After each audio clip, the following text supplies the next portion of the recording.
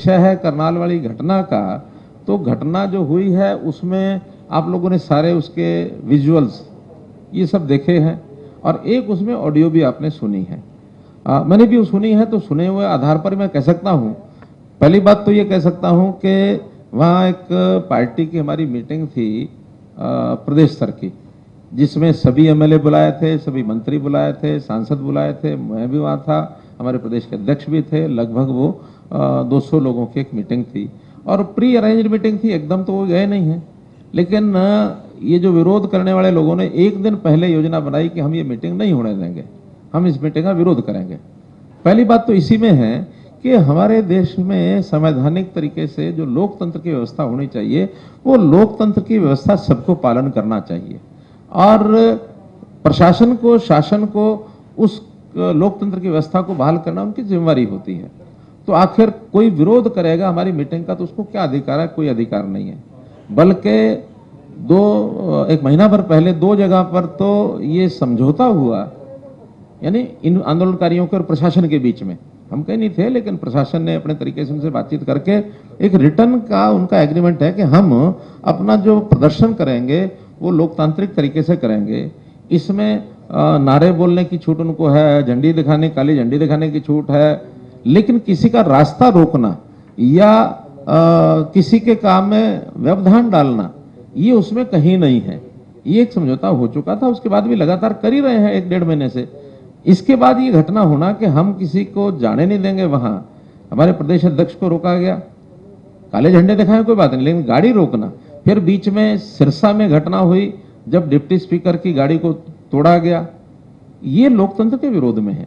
लोकतंत्र की सुरक्षा करना शासन, प्रशासन, गवर्नर सबका काम है। तो वहां पर सब आदेश दिए जाते हैं सुरक्षा एजेंसियों को भी और जिनके जिम्मे काम होता है कि यहाँ कोई भी आदमी आना जाए, आना नहीं चाहिए, उसको हर तरीके से रोकना है। अब वो जो वीडियो ऑडियो सुनी है उसमें शब्दों का चयन उस अधिकारी का ठीक नहीं है। मतलब इसमें मानने में मुझे कोई गुरेज नहीं है कि सख्ती करना तो उनका काम है, लेकिन शब्दों का चयन संभल के करना चाहिए। और जब लॉ एंड ऑर्डर को मेंटेन करने के लिए फोर्सेस काम करती हैं तो क्या क्या नहीं होता है, सारी शक्ति उपयोग की जाती है। प्रश्न ये नहीं है कार्रवाई हो गया नहीं है तो ये एडमिनिस्ट्रेशन पहले देखेगा, हम बाद में देखेंगे। उनके उसमें कितना करना चाहिए, कितना नहीं करना चाहिए, वो सारी जानकारी डीजीपी कर रहे हैं और वो जो रिपोर्ट देंगे उस हिसाब से हम करेंगे। मैं ही कह रहा हूं कि उनको ये शब्द नहीं बोलने चाहिए थे, लेकिन सख्ती नहीं बरतनी चाहिए थी, ये तो नहीं है। सख्ती तो लोकतंत्र को मेंटेन करने के लिए करनी चाहिए थी। अब आप यहाँ आए हैं, अगर आपको किसी को कोई आपको सुरक्षित यहाँ पहुंचने ना देता तो आप ही कहते कि मेरा अधिकार आने का, क्यों नहीं आने दिया गया। आज जो कॉल दी गई है, आप लोगों ने मुझे बुलाया, मैं यहाँ आया, ना आपका इसमें रोल ना मेरा रोल, लेकिन कोई ये कहे कि नहीं तो हम तो व्यवधान डालेंगे, मुख्यमंत्री को वहां नहीं जाने देंगे, क्या इसको आप ठीक मानते हैं? नहीं ना मानते, उसमें दोष ना आपका ना मेरा है। फिर भी आप मेरे से पूछ रहे हैं कि कितना कठिन होकर आना पड़ा। तो ये तो उनको समझाना पड़ेगा कि लोकतांत्रिक तरीके से चलें। कोई बहुत बड़ा लाभ इस आंदोलन को इस प्रकार से चलाने का उनका नहीं हो रहा, ये मैं उनको चेतावनी दे रहा हूं कि उनको लाभ नहीं हो रहा, उनको नुकसान हो रहा है, समाज उनके खिलाफ खड़ा हो रहा है। बहुत बड़ी संख्या नहीं है। आप जो जनमत लोकमत की बात करते हैं, मुझे भी पता है जनमत का कि कल से मुझे जो फोन आ रहे हैं कि इनको सख्ती से निपटो। अब हम चाहते हैं नहीं, वो हमारे अपने लोग हैं। अपने लोग भी जब बिगड़ जाए, घर में बालक होता है वो भी तो घर का होने के बाद भी बिगड़ जाता है कई बार। तो कोई घर का जो बड़ा होता है वो उस बालक को एक सीमा में तो उसके साथ व्यवहार किया जाता है ना। अब वो सीमा बदलती रहती है। एक सीमा ऐसी थी कि बाप जो है बेटे को थप्पड़ भी मारता था, लाठी भी मारता था और अच्छी सजा देकर के अंदर कमरे बंद कर देता था कि ये काम कर, नहीं तब छोड़ूंगा, नहीं तो नहीं। आज तो कोई माँ बाप ये नहीं कर सकता। आज तो ऐसी ऐसी कहानियां कोई माँ बाप बेटे के साथ कर दे, बेटा जाके मानवाधिकार में खड़ा हो जाता है। तो ये समय समय पर चीजें बदलती रहती हैं। इसमें कोई बहुत मुझे लगता है ये चीजें ठीक होंगी, लेकिन ये वातावरण बनाने का काम है। हम और आप सब मिलकर वातावरण बनाएं, इसमें आपका बहुत बड़ा रोल है वातावरण बनाने में।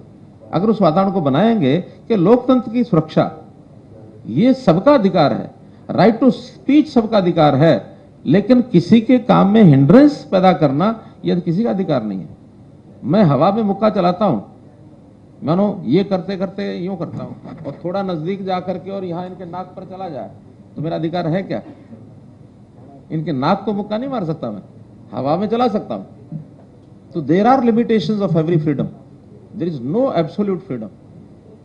इस नाते से हमको सबको एक वातावरण बनाना चाहिए। लोकतंत्र में हर कोई अपना काम करे, प्रदर्शन करें, बोलें, भाषण दें, झंडा दिखाएं, उनका विरोध दर्ज कराएं, लेकिन हम किसी का काम, जब तक हमने भी इसलिए ठीक करो, वरना इन्होंने क्या नहीं किया, उसी स्थान पर जहां ये घटना हुई है उसी स्थान पर इन्होंने मेरा हेलीकॉप्टर नहीं उतरने दिया।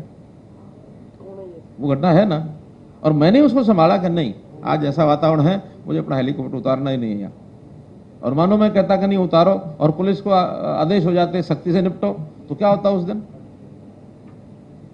कुछ घटना हो सकती थी ना। तो इसलिए हमारी सबकी जिम्मेवारी है कि हम जिम्मेवारी के नाते से चीजों को आगे बढ़ाएं। हाँ, उनकी तकलीफें हैं, और वो तकलीफें कोई हरियाणा सरकार से नहीं है।